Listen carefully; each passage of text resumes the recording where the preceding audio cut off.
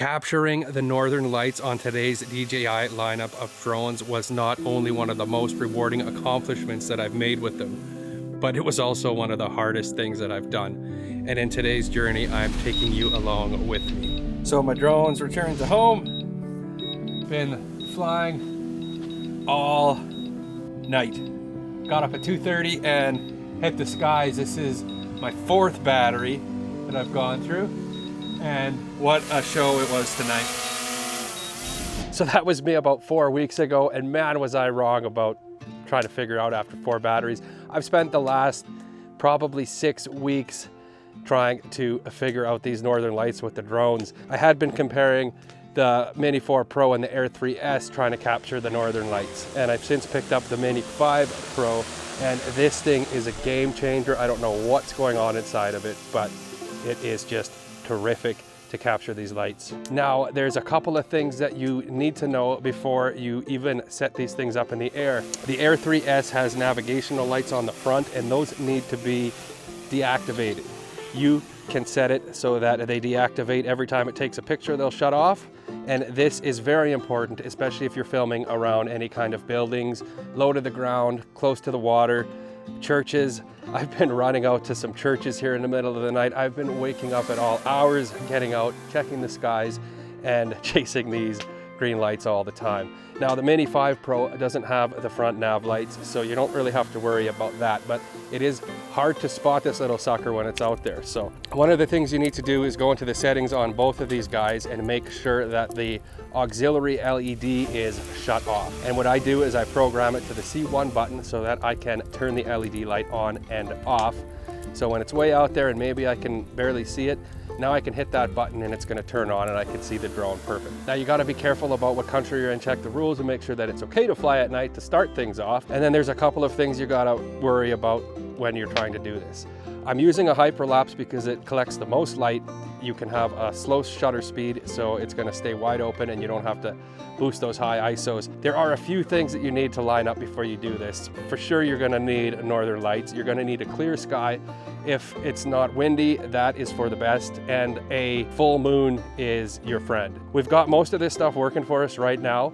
It is nice and clear, it is dead calm, and we've got a waxing gibbous moon, which is like a 3/4 moon, so stuff's gonna light up. The moon is just coming up, and I'm really looking forward to flying. Now, that is pretty well it for the quick settings here. The rest of it is going to happen when we get up into the sky. And speaking of up into the sky, it looks like the lights are starting to shine here. So I'll see if I can see it with the drone at all. They're pretty faded now, but there is some light starting. So I'm gonna put away the Air 3S and I'm gonna rip out the Mini 5 Pro. So there, we got some lights here. I'm going to take off and we'll get set up for them. They're not crazy, but better than nothing. Take off. This is the Mini 5 Pro. See, the light reset to normal, so off we go. And I'll set it up. This one will be the auxiliary light. C1. Let's go. So the first thing you want to do is kind of get to where you want to go. And we're going to take a picture and see if we like what we see. So ISO 3200, I'm gonna try bringing it down to 800 and seeing how high I can put the shutter. It is giving me a 5-second shutter. I'm gonna try for 4-second shutter. See what that looks like. Oh, that looks pretty not too bad. That looks pretty darn good. I don't think I can use a 4-second shutter in the time-lapse mode. Obstacle sensing unavailable. I think 2 is the best I can do. We'll see how high I can put the shutter speed. 2 seconds is the most here. So I'm going to go back to my camera mode to see what a 2-second photo, how much ISO I'll need for that. So 2, take my picture, ISO 800. That's the same ISO as before.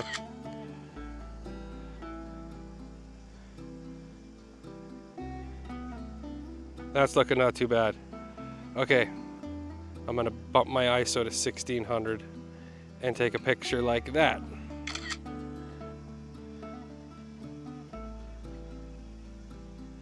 So that's starting to look quite noisy.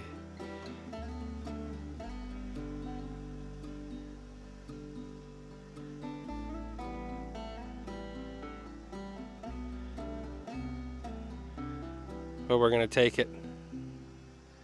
ISO 1600, shutter 2 seconds. Back to hyperlapse. And we're gonna be doing a course lock. And we're gonna lock right on to where I'm pointed because that looks like about the best of it. 2 second interval. I can speed that up now, I think. I look for about 14 seconds of video. And the shutter is going to be, no, I gotta do a longer interval if I want to bring the shutter up. See what 3 seconds does. 3 seconds will give me a 2 second shutter. There we go. So 3 seconds, 1600 ISO, and a 2 second shutter. And the speeds are as low as they go. 0.1 meter a second. Let's lock that course, and here we go. Do your best. Obstacle sensing unavailable. Fly with caution. So now I've got the video, about 8 seconds long. We'll see how it plays out. Oh, that looks amazing. This thing is a beast.